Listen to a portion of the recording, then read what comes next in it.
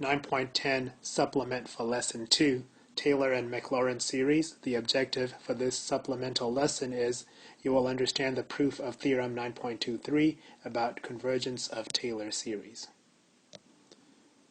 This is the statement of Theorem 9.23, convergence of Taylor series.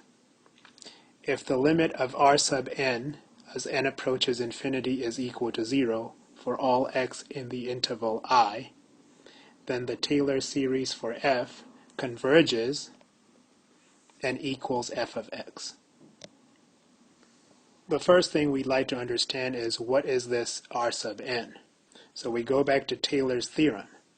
If a function f is differentiable through order n plus 1 in an interval I containing c, then for each x in the interval there exists z between x and c such that the function evaluated at x, which is the exact value of the function evaluated at x, is equal to the nth degree Taylor polynomial for f centered at c evaluated at x, which would give us the approximate value for the function evaluated at x, plus r sub n of x, which is the difference between the exact value and the approximate value, called the remainder. So this r sub n in Theorem 9.23 is the remainder from Taylor's theorem. And r sub n, according to Taylor's theorem, is equal to the n plus 1th derivative of the function f evaluated at z, where z is a number between the center of the polynomial x and the x value at which we're evaluating the function f, over n plus 1 factorial times x minus c to the n plus 1 power. From Taylor's theorem, we're able to write the following: that the exact value of the function f evaluated at x is equal to the approximate value of the function f evaluated at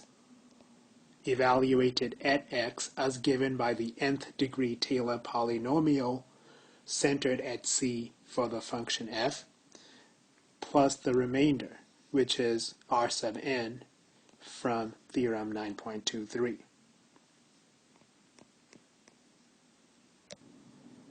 So now going back to Theorem 9.23, what we have here is a conditional statement if, and this would be the hypothesis, the limit as n approaches infinity of r sub n is equal to 0 for all x in the interval I. That would be the hypothesis.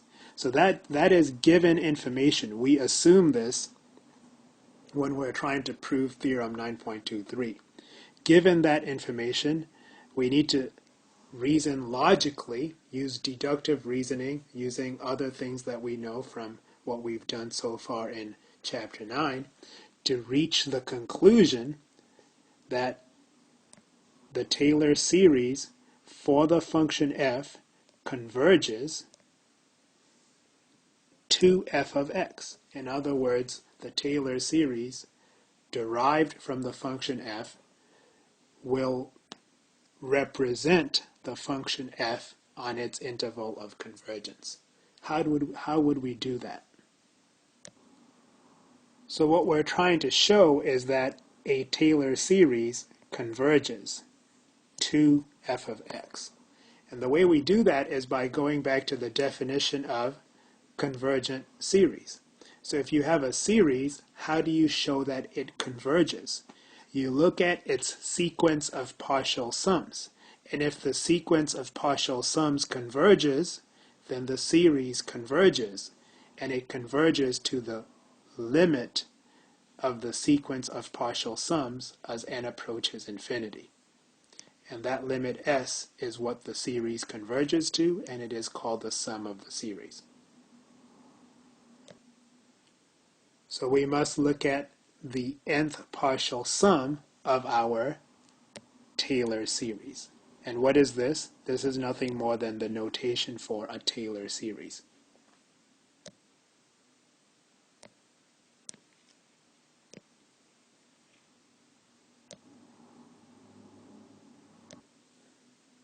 we would like to make the following observation before we get started with the proof. Here we have our Taylor series derived from the function f centered at c, and of course it has infinitely many terms. And these are the terms of the Taylor series, and there are infinitely many of them. In section 9.7 we looked at an nth degree Taylor polynomial centered at c for a function f. It has a finite number of terms, but what you should notice is that these are in fact the first n terms from our infinite Taylor series. So this is the nth partial sum of the infinite Taylor series. It can also be written as follows using sigma notation from n is equal to 0 to n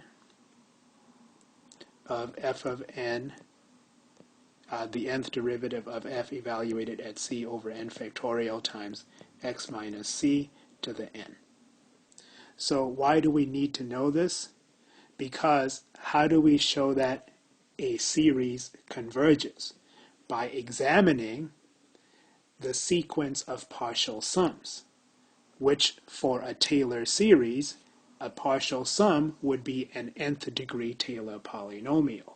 And we want to know what happens to the sequence of partial sums. In our case, we want to know what happens to the nth degree Taylor polynomials as n goes to infinity. We want to know if the sequence of partial sums will converge, because if that's the case, the series will converge by definition. Now we're ready to look at the proof of Theorem 9.23 as presented in the textbook. So again, we assume the hypothesis and we want to reason logically until we can show that the Taylor series for f converges to the sum f of x, meaning that the Taylor series will be an exact representation of the series from which it was derived on its interval of convergence. So let's look at the proof. For a Taylor series, the nth partial sum coincides with the nth degree Taylor polynomial. We went over that. So the nth partial sum of our Taylor series is in fact the nth degree Taylor polynomial for f centered at c. Moreover, and we've gone over this idea at the very beginning, using Taylor's theorem, the function f evaluated at x, the exact value is equal to the approximate value plus the remainder. The approximate value is the nth degree Taylor polynomial for centered at c for f evaluated at x, and you have the remainder, the difference between the exact and the approximate values. So from that you can manipulate this equation to isolate p sub n of x. So all you have to do is subtract r sub n of x from both sides of the equation, and that would give you f of x minus r sub n of x is equal to p sub n of x. And that's what we have here. P sub n of x is equal to f of x minus r sub n of x. So what is it that we're trying to show? We're trying to show that the Taylor series for the function f converges to the sum f of x. And we're going to do that by using the definition of convergent series. What does it mean for a series to converge?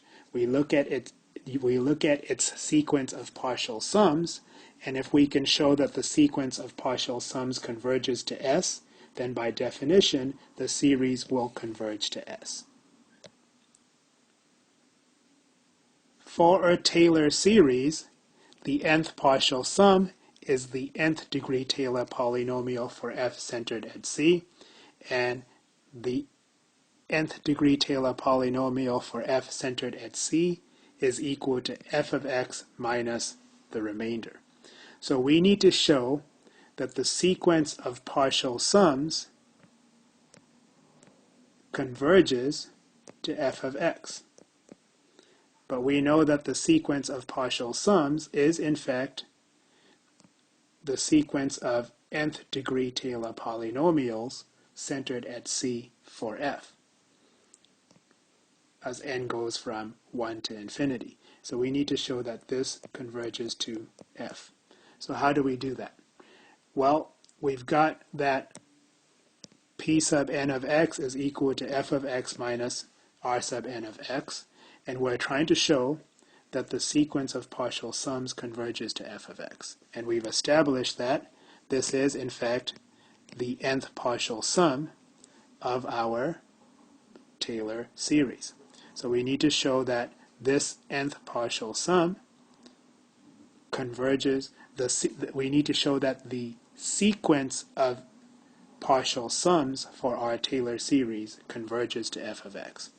So here's the nth partial sum, which is the same as the nth degree Taylor polynomial, and we will show that this sequence of partial sums converges to f of x. So we take the limit of the nth partial sum as n goes to infinity, but because the nth partial sum is the same as the nth degree Taylor polynomial, it is the same as doing this limit.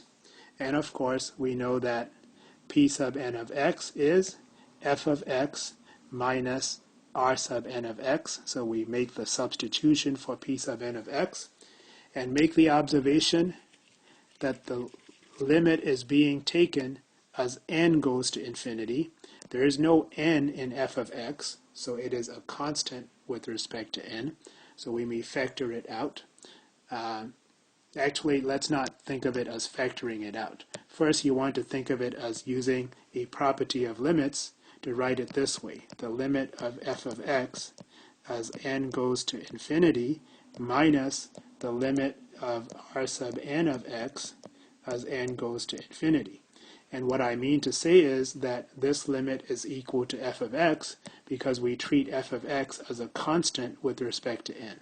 So that's how you get the f of x minus, and then you have the limit of r sub n of x as n goes to infinity, which is, of course, what we have in the hypothesis of the theorem. So we are given that this limit is equal to 0. That is given information. So what do we do with that? Well, here's what we do with that. Because it is given in the hypothesis of the theorem that this is equal to 0, what we've shown is that the sequence of partial sums of our Taylor series converges because the limit of the sequence, the limit of the nth partial sum as n goes to infinity is shown to exist. And because the limit of the nth partial sum as n goes to infinity exists, the sequence of partial sums converges. Let me say that one more time. Because we are showing here that the limit of the nth partial sum as n goes to infinity exists, the sequence of partial sums converges. And if the sequence of partial sums converges, then by definition, the series converges to this sum, f of x.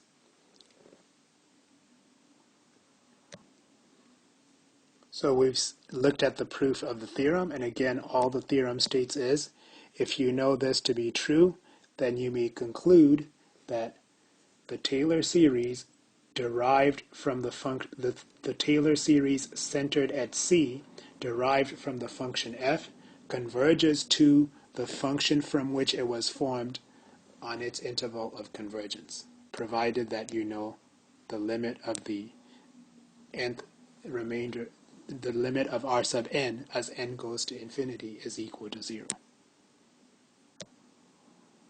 So this was a supplemental lesson to look at the proof of Theorem 9.23, convergence of Taylor series.